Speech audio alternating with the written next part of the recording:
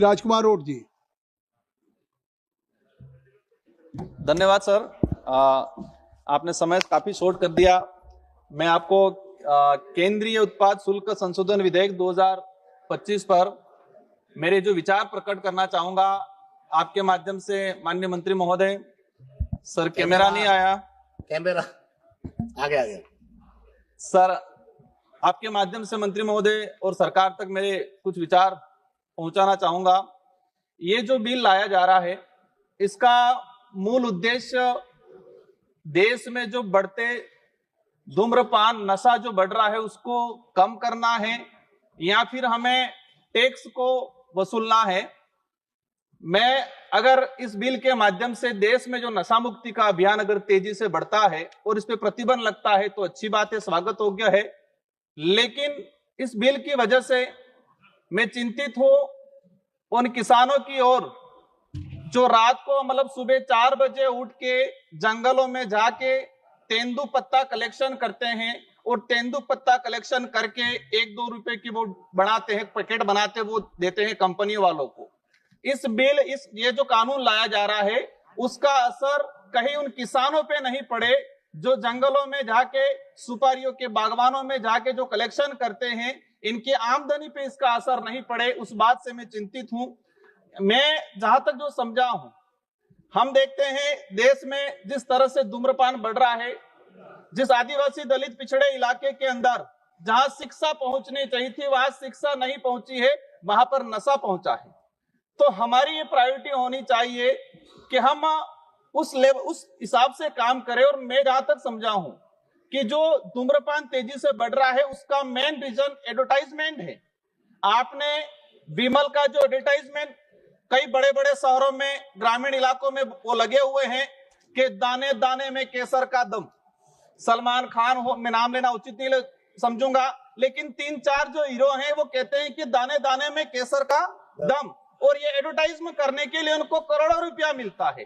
अब ये जो हीरो हैं ये एज आइडल बने हुए युवाओं के, और वो कहते हैं कि इसमें तो केसर का दम है। तो ऐसी एडवर्टाइजमेंट पे सरकार को प्रतिबंध लगाने की जरूरत है और ऐसे एडवर्टाइजमेंट करने वाले बॉलीवुड स्टारों पे भी कार्रवाई करने की जरूरत है। आज ट्राइबल इलाके के अंदर देखा गया है, मेरे जो जिला है डूंगरपुर और संसदीय क्षेत्र मेरा बांसवाड़ा, एक दिन के अंदर मैंने बीच में हिसाब लगाया था, एक दिन के अंदर 1 करोड़ 10 लाख के आसपास विमल का मतलब कहे कि बिक्री होती है। और इसका मूल जो रीजन है कि हमारा कोई इस पे प्रतिबंध नहीं है, किसी प्रकार का कंट्रोल नहीं है, डुप्लीकेट चीजें भी बन रही है। सरकार जो ओरिजिनल जो सिगरेट बीड़ी तंबाकू उस पे, लेकिन इसकी कॉपी होके मार्केट में और विशेषकर ग्रामीण इलाके में इसकी जो डुप्लीकेट कॉपी है, डुप्लीकेट जो चीजें जा रही है, इस पे सरकार क्या करेगी।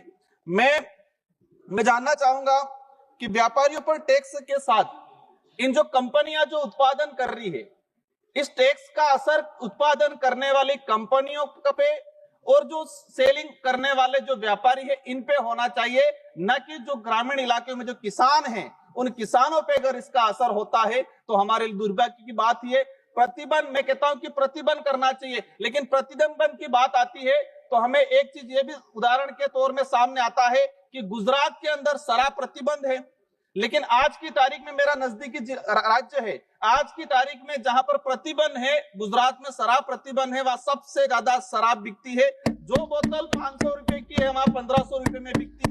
तो इस बात पे भी हमें सोचने की जरूरत है। हमें सबको चिंतित होना है कि देश में युवा नशे के लत में जा रहा है। माननीय अध्यक्ष महोदय, एक बात, सभापति महोदय, एक बात और ले जाना चाहूंगा कि जो भक्ति जो मार्ग है या संत जो मार्ग है, अधिकतर संत अच्छे विचारों, अच्छे आइडियोलॉजी के हैं, लेकिन कुछ जो ऐसे संत हैं जो धर्म की आड़ में वहां पर नशा का जो, जैसे कि अफीम है, गांजा है, ऐसे कई मंठों के अंदर, कई धार्मिक स्थलों में भी इसका उत्पादन होता है, क्योंकि वो धर्म के आसपास है तो वहां कोई कार्रवाई भी नहीं होती है। तो ऐसी जगह भी कार्रवाई होनी चाहिए, उन संतों पे भी कार्रवाई करनी चाहिए जहां से अफीम गांजा का प्रचलन होता है। मैं हमारे जो माननीय पड़ोसी उदयपुर के सांसद महोदय को क्या दिक्कत होगी है, मैं किसी का विरोधी नहीं हूं, लेकिन जहां से कुछ गलत होता है, हमारे युवा भटकते हैं, ऐसी जगह पे प्रतिबंध होना चाहिए। उन संतों पे भी कार्रवाई होनी चाहिए जहां से अफीम गांजा का वितरण होता है। ऐसी जगह मैं सभी पे सवाल नहीं कर रहा हूं, लेकिन कुछ ऐसे हैं जो अपवाद के तौर पे हैं। आप कोई आक्षेप न लगाएं और माननीय आप अपनी बात केवल कहें।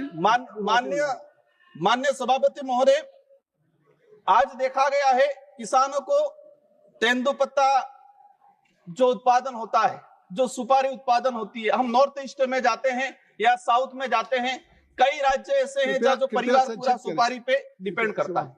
मेरा मूल रूप से यही चीज कहना है कि इसका असर उत्पादन करने वाली कंपनियों पे होना चाहिए, बड़े व्यापारियों पे होना चाहिए। इस बिल का असर जो गरीब किसान हैं उन पे इसका असर नहीं होना चाहिए। और देश में हमें धूम्रपान पे प्रतिबंध लगाना पड़ेगा और आदिवासी दलित पिछड़े इलाके में हमें शिक्षा को भेजने की जरूरत है और उस इलाकों में धूम्रपान पूर्ण रूप से प्रतिबंध करने की जरूरत है। धन्यवाद।